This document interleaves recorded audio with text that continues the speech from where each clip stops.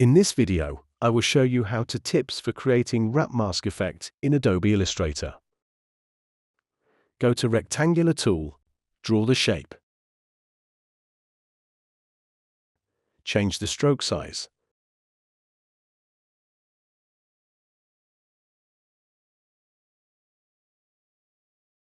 Go to Object, Path, and choose Offset Path. Follow these settings and press OK. Repeat the process.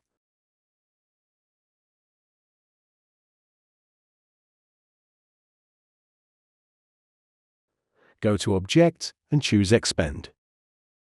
Press OK. Go to Object.Envelope Distort and choose Reset with Mesh.